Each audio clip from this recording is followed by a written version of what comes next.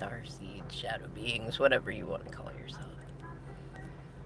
I'm laughing because I'm sitting at a actually, you know what I'm laughing about right now is like look at, do you see the light that's coming in through here? It's funny, I can block it from my camera right there.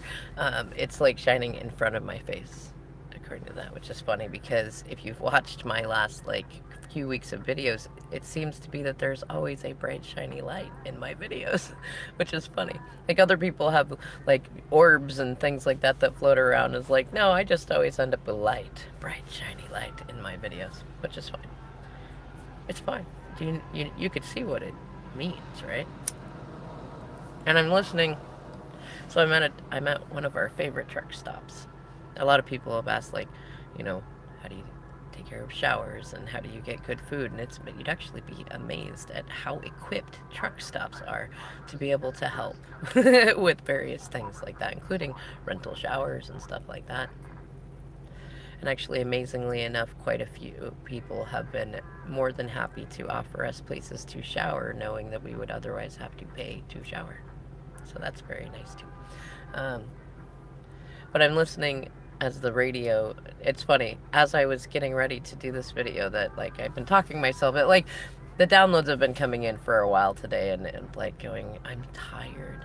Like I really am. I still love life, and I still have many more reserves, but I'm definitely tired. Part of it is ascension, and I recognize that. The other part is, well, being homeless for months and months, and then the ups and downs roller coaster of that, and then working my butt off at like four different jobs, and like the one that I thought was going to be more long term, definitely going like, and then Spirit saying, no, we're going to go this direction now. And it's like, okay. you know, I actually stopped and took a nap today. It was like we were in at least a good enough situation in the trailer that we're staying in that I could take a nap. And I was like, this is heaven. You know what I mean?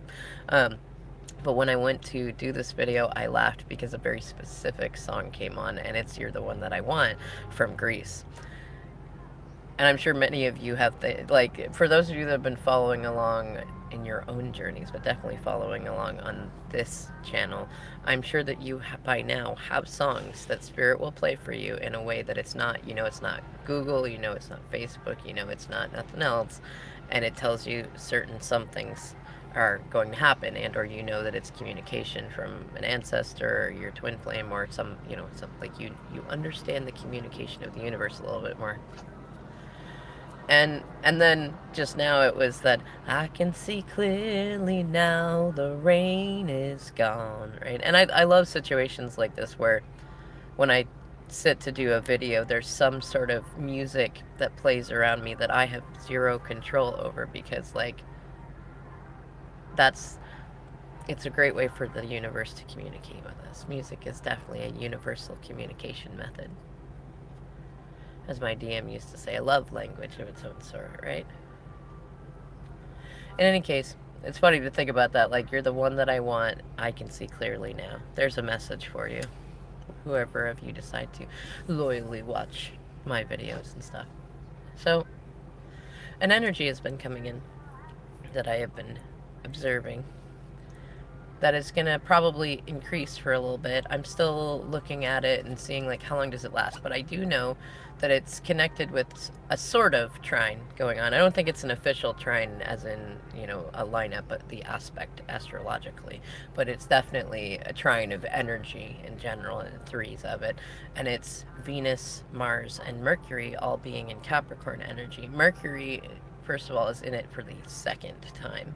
And Venus is back. Like, Venus stayed in it for an extra long time. And I think that, I want to say this is the first time this year that Mars has gone into Capricorn, but I'm not 100% on that. It might. I don't think it No, it didn't retrograde back, so this is the first time it's in it. But look at that, though. We have first time energy. We also have the returned energy, and then we have the energy of something staying. So we have three different types of energy in there, too. And Retrogrades in particular are usually things that bring us back into review to see our shadows and our light, and to determine, do we want to do it the same way that we did before, and or is there still something in there that is like affecting us individually, collectively, things like that.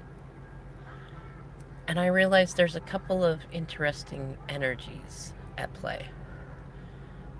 The Mars in Capricorn energy is definitely like righteous indignation energy. It's almost that, like when we had all that Aries energy and all that Leo energy, I want to say last year, but it might have been the year before, we had a lot of fire energy and it was like go big or go home sort of energy. But now it's more righteous indignation, and it kind of has a similar vibe as like go big or go home, except for it's not go big or go home. It's more like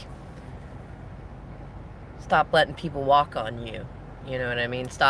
Don't just sit down and take it, and use what you know how to use. And like, there's a social architecture of certain things. Like, don't let yourself get walked on. You're not a doormat, you know what I mean? And it's also like with Mercury in Capricorn, it's like straight facts. It's like the truth is the truth. And in fact, it's been this energy coming in of the truth stitch by stitch. Like, almost like if there were wounds created emotionally because of lies, the truth is what stitches it back to, it brings it back together stitch by stitch, and it like allows it to become whole, allows it to heal again, because it can't heal while it's open, so it needs to be closed, and like each stitch comes in with straight facts and the truth.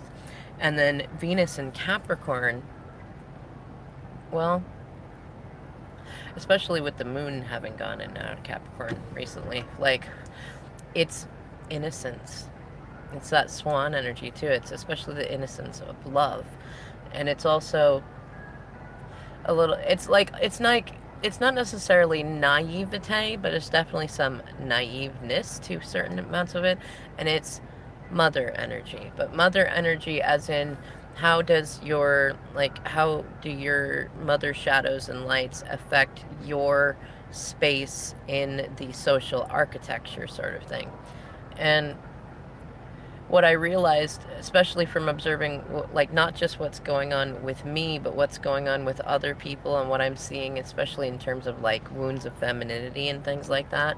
But even stuff that I'm seeing from masculines, like of all shapes and sizes, is definitely, this is like mother wound time. Like, it's not quite the mother wound so much as the mother shadow. Like, what kinds of things did your mom say when you were growing up that like negatively affected how you value yourself? You know what I mean? Like, did they say you're a quitter? Did they say that you make messes? Did they say that you're dramatic? Did they say that you don't understand? Did they ignore you a lot? Did they tell you to shut up all the time? Did they, when you would come to them and say, I have this really great idea or this dream I want to pursue, did they give you worst case scenarios about why you shouldn't do that or why you can't do that? Or did they remind you of your faults or flaws or things like that? Or were they the type to talk about, oh, well, that they could never do that because they're so flawed? And were they really victim-y?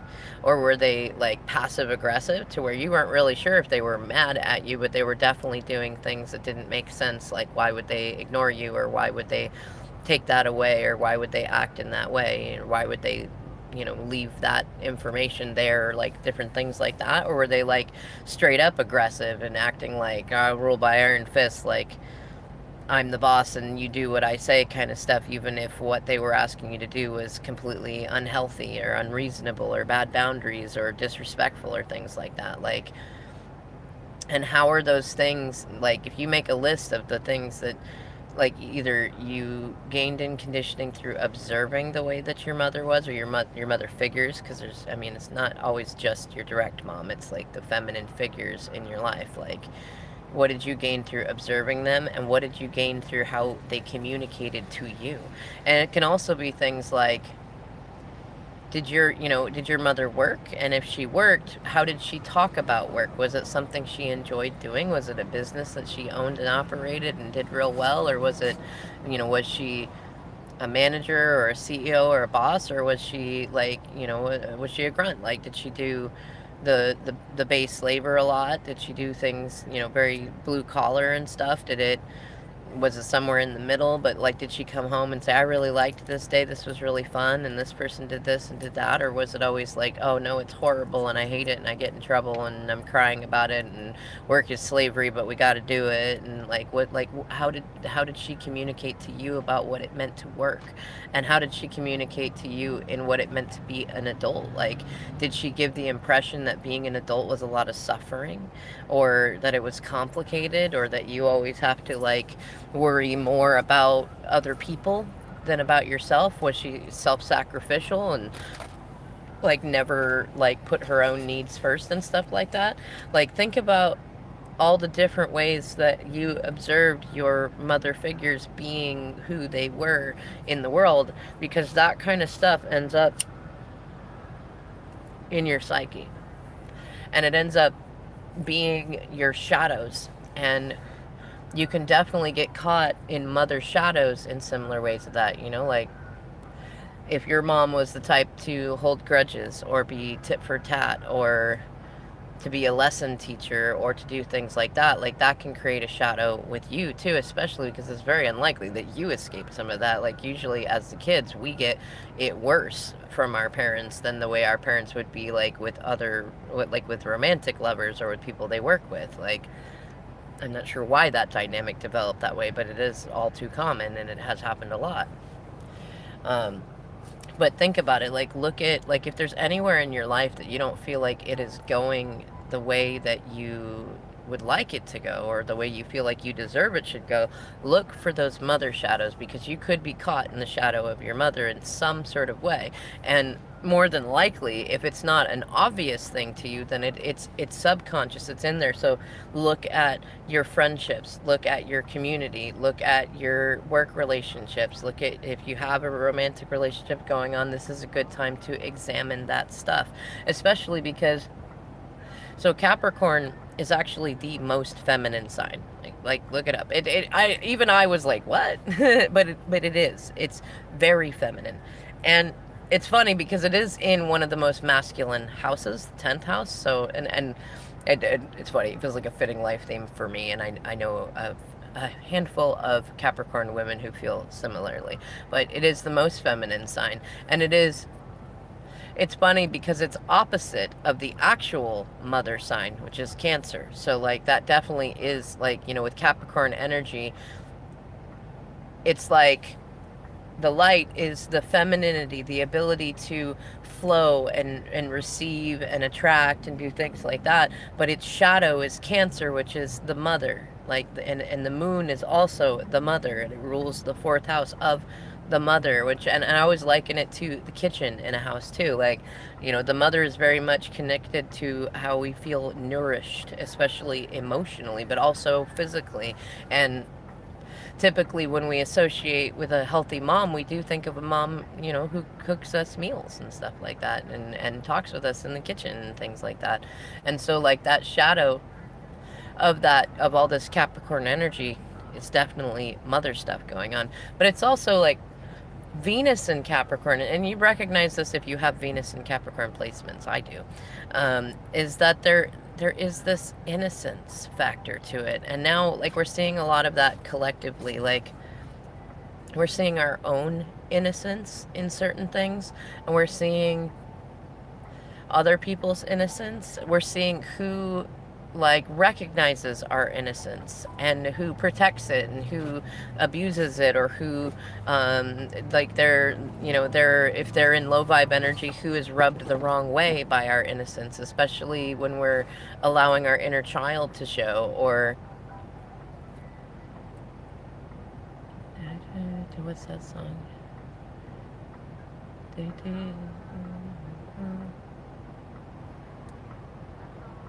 It's a country song. I'm trying to remember. Margaritaville. That's what it's funny. Margaritaville. All right. I suppose in a way that is kind of it is kind of a similar sort of innocence. Like, it's kind of an adult sort of innocence, because obviously we're talking about drinking and stuff like that. But like, it is that sort of thing, like the ways that we are innocent, not necessarily the ways that we are naive, but the ways that we are innocent. And I think it's definitely going to be a time, especially after Venus having been retrograde in Capricorn, 40 days and 40 nights, um, which is a fun series that I'm glad that I did and completed. That's so funny. Um, but no, it's kind of that, like, relax, let the energy flow the way that it flows. Capricorn in particular, I've been thinking about doing some videos about like being a child of Saturn. It's not just Capricorn. Sagittarius also has some of it, and so does Aquarius, but it's mostly Capricorn because our only ruler is directly Saturn. And one of the greatest lessons, and it can be quite frustrating when you're first moving through it, but one of the greatest lessons of Saturn energy is that the truth always, it always reveals over time. Like, that's where we learn to be so patient, is if you've got somebody that's saying that you did things that you did not do, it will show over time. Like, if you're not doing those things, then there will be no markers and no indicators and no evidence of you doing the things. And if you are doing the things, it will show. Like, the markers will be there, the indicators will be there, the evidence will be there, right? And a lot of times there will be times, especially with Capricorn energy, so I wouldn't be surprised if, with all this Capricorn energy going on right now in this trine alignment, that there's probably a fair amount of you who are watching this or will watch this or know somebody that, like, they typically end up in situations where people will accuse them of doing things that they did not do, or will exaggerate something to try to do like a power play thing. And we do have some Pluto Neptune stuff going on, so power dynamics are a really big thing right now. And with Capricorn being, being the 10th house sign, it, like, that is very much about power dynamics also, but it's about the social architecture of it, the balance of it, that all pieces are needed. If you try to shove out one piece, you end up hurting the rest of it. Like, you put it to a detriment. Like, it's the ability of a team, of a collective, to work together and to recognize each individual in the collective, not to like try to make each individual a smooshed piece of the collective and stuff. So there's definitely power dynamics in there. But like, if you've had people that have tried to take power from you or earn power that wasn't theirs based on either imitation of you or like trying to disparage your reputation or anything like that, especially if it's reflective of any mother shadows, that sort of stuff you're going to see correcting itself in a Saturnian fashion. Like, it might not all happen right now, but you can guarantee that that energy, like, it's the seeds were already sown, they've been germinating, they will start popping up soon. And that, like, vindication energy, that validation, that recognition of your own innocence is going to surface, especially anything that occurred over the Mercury retrograde, and especially while it retrograded back into Capricorn too. Like, it's still in Aquarius stuff too, but like especially stuff that happened in this second week of Mercury retrograde. And we're coming out of Mercury retrograde too, so that's definitely things that come in there. And like, anything that happened during Venus retrograde too is like,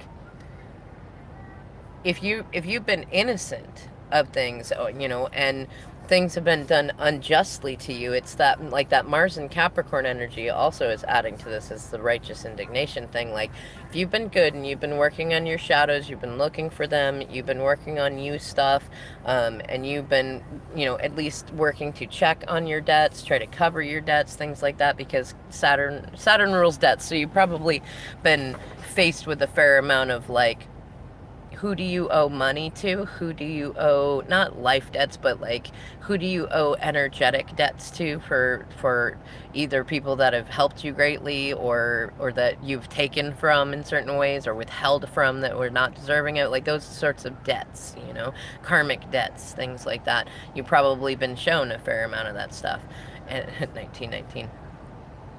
And now is that time to where, if you were doing your best and you were sticking with your integrity and you were being as honorable as you could possibly be, and you were making your adjustments and you were trying to do the honorable thing with the people, then, like, that stuff's going to show. And anyone that twisted anything, that stuff's going to show, because the truth always reveals itself over time in people's patterns and the ways that we feel around them and the ways that they act and what they focus on, what we focus on, things like that. So you can see over time, like, the truth of things, the truth of yourself, the truth of others.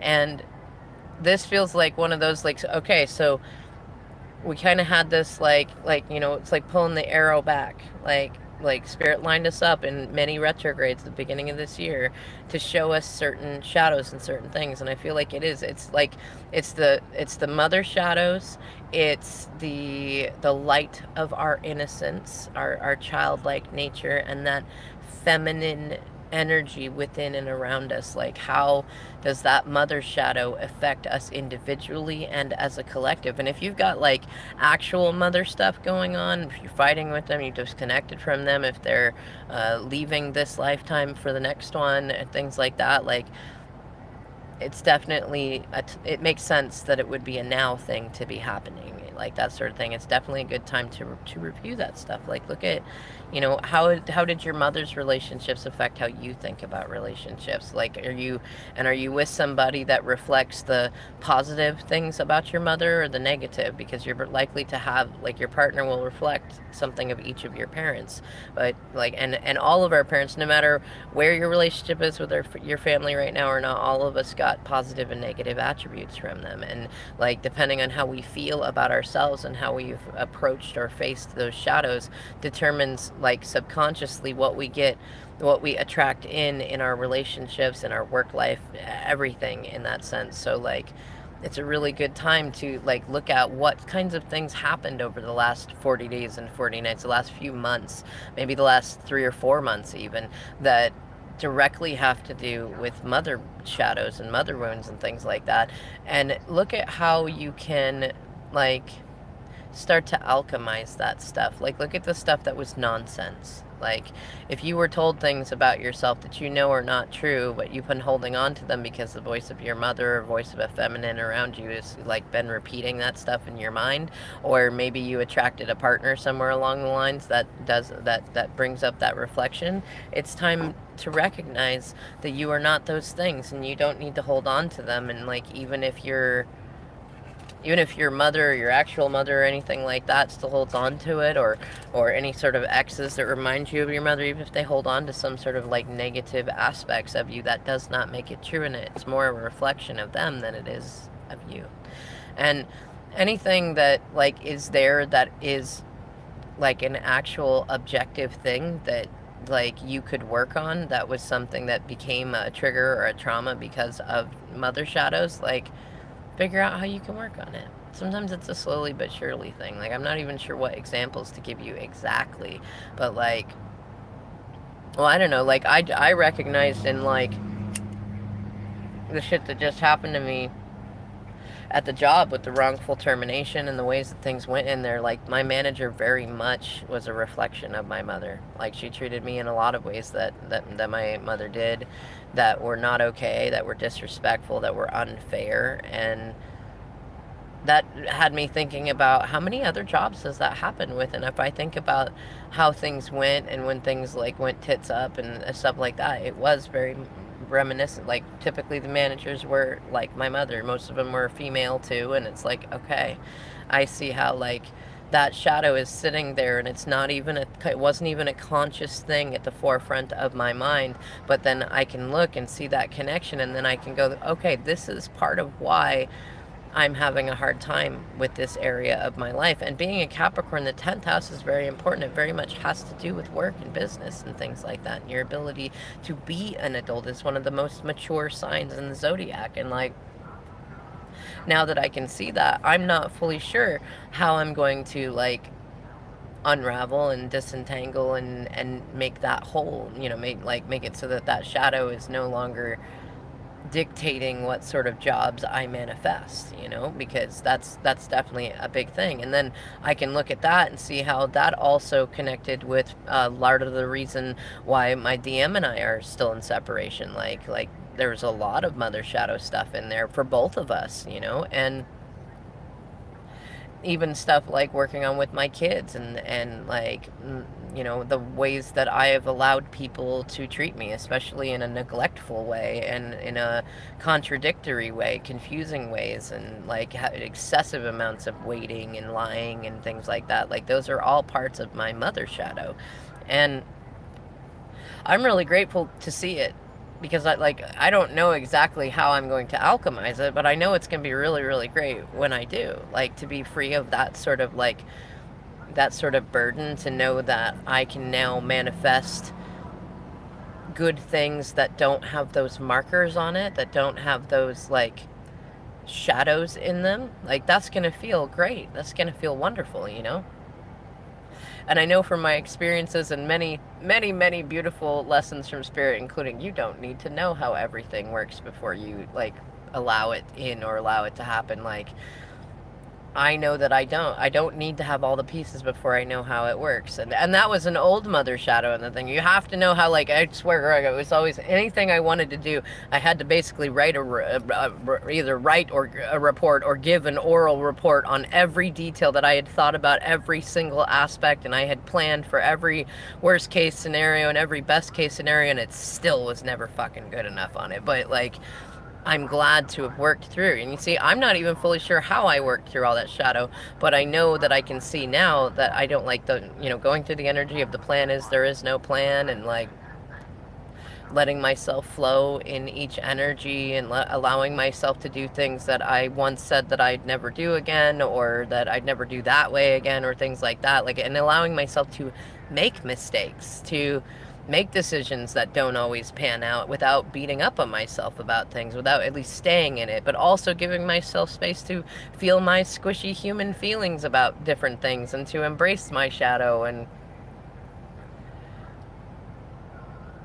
yes. Oh, that's funny. Now it's, if you like pina colada and getting caught in the rain, right? If you're, what is it? If you're not into yoga and you have half a brain, there's going to be some interesting energy. I hope that y'all will follow along with me. I'm grateful. I'm say, when I believe Lunar Goddess, 1111 Lunar Goddess is my first moderator. If you guys watch one of the last videos, I'm excited because that means that my manifestation of having a thriving YouTube channel where I get to talk to many of you regularly while I'm doing my tarot reads and my other stuff that I do, is going to be exciting.